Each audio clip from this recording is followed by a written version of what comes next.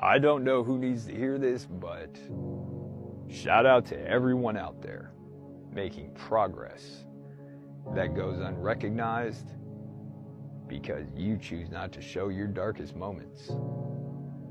Shout out to the fighters, the warriors, the survivors, to those who have pushed on, even when you felt you couldn't.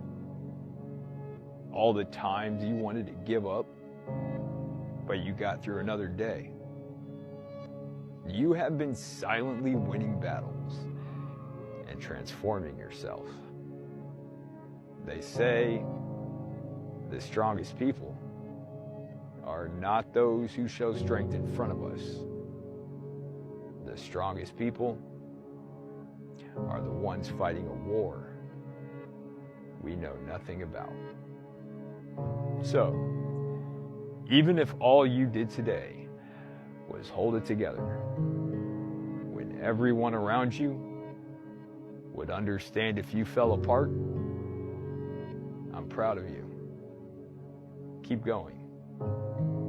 You got this.